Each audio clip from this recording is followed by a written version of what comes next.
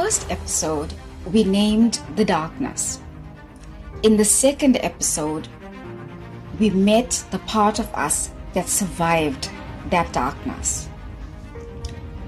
Now, we arrive at the turning point. Episode 3 is about choice. Not blame, not responsibility for what happened, but responsibility for what happens next. This is where survival becomes self-leadership. If you've ever wondered why certain patterns keep repeating itself, why you react the way you do, why you hold back, why you stay guarded, this episode offers a new lens. Not to judge yourself, but to understand yourself. Because when awareness meets honesty, something powerful becomes possible. You don't have to stay who you were during survival mode. You get to choose who you become next. Let's talk about what this means and how one rises from survival to self-leadership. Self-reflection is the greatest act of leadership. Not control, not dominance, not performance. Leadership begins inward. In a world that rewards distraction, few people are willing to sit quietly and look at themselves honestly. Self-reflection is not indulgence. It is responsibility. Because if you do not understand what lives inside you, it will run your life from the shadows.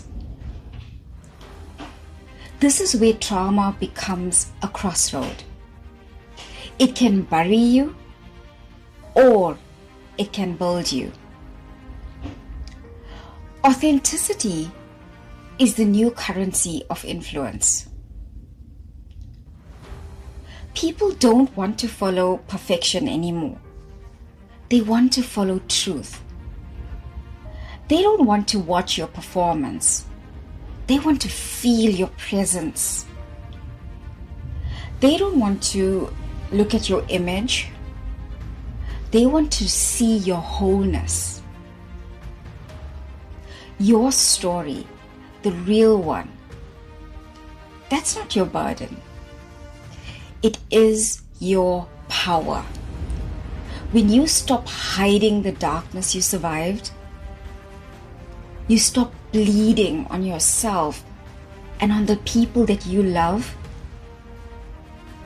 something extraordinary happens. Your healing becomes permission. Your honesty becomes leadership. Your becoming becomes a lighthouse to others. We rise by rewriting our own story. Not the story that we were born with or born into, but the story we were born for. You are the gardener of your destiny. The seed cracking open, the shadow that becomes your wisdom, and the light that emerges from darkness.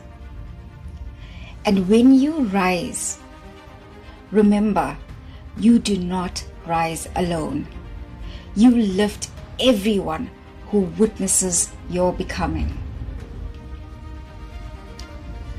This is what SelfieWithG exists for. Not to motivate you, not to fix you, but to remind you that you are not broken, you are not weak, you are not what happened to you. Instead, you are what rose from it. If you walk this journey with me, from darkness to awareness to choice, then pause here for a moment. Not to analyze, not to judge, but just to notice. Notice what has shifted inside you. Because this work is not about fixing ourselves. It's more about taking our life back from what happened to us. I would like to invite you. This is an invitation, not a command, not a demand, an invitation. This week, I'm not asking you to heal your past. I'm simply asking you to meet it honestly. Choose one moment, just one experience that has shaped the way you protect yourself today. And instead of reliving that experience, ask yourself, what did this teach me about surviving? And what has it cost me thus far in my life? You don't need answers yet. Your awareness is enough. Then choose one small act. One small act of authorship. One boundary that you can put up against toxicity. One truth that you can speak. Or one pause instead of wildly reacting to someone. This is how self-leadership begins. Not in grand gestures, but in quiet, conscious choices.